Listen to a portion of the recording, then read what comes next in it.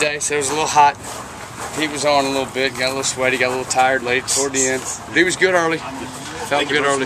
Speaking of good days, KJ had a bunch of balls come his way and played well, you know, and it's all about opportunities at receiver, you know, different coverages. You sometimes get more opportunities than others, and he had some balls come his way today and made some good catches. You talked about trying to get side on 6 guys. Is he in contention for one of those 6 spots?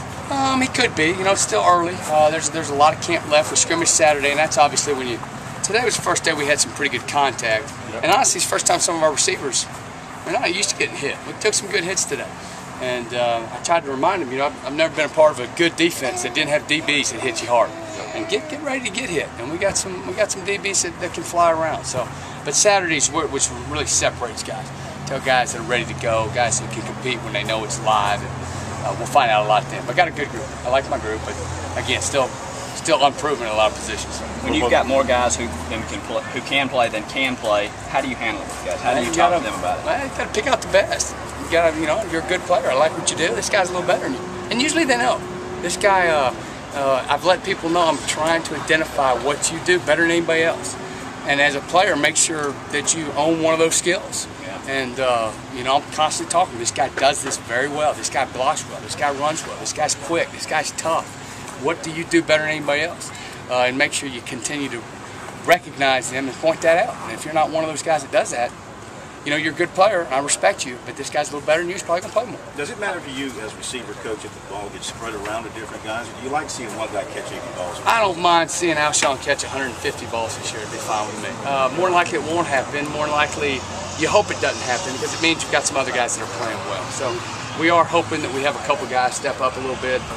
Ideally, Alshon will catch less balls this year, ideally. But, you know, if he catches 90, that's fine too. And we're still going to have a lot of situations that if we need a ball caught, we're probably going to throw it to him.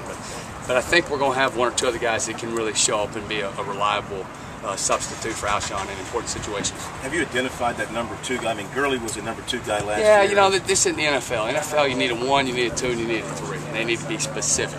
Honestly, I've always dealt with, I want 3 really good ones and 3 or 4 that are behind them, and you can kind of live with that. You know, Alshon just separates them because he's clearly the best. But you hope not to specifically call out 1 or another guy as being the number 2. You know, I hope I got 2 guys that can come in there in that 3 receiver set, and they're my best 3. When there's a dominant receiver in any group, do the other guys have to mentally accept that a little bit and understand that this guy's the lead dog? Well, I wish they would say I'd like to be as good as him. Yeah. You know, Alshon, they all know that. You know, he's clearly better than me, and he does things I can't do. Yeah. But I hope he presses me to try to be as good as him.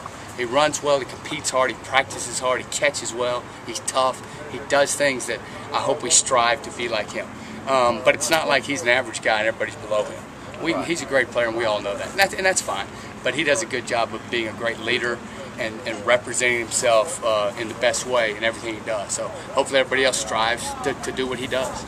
Besides his great speed, what does Demir show you? Demir's got really, really good hands for not a big guy. And he's got a really good balance. You know, people come and shove him around, and he kind of maintains his center of gravity really well. For a smaller guy, I thought he's done an excellent job with that. Is Phil pushing on you over there? I do, little babies. Scare them. Good to go?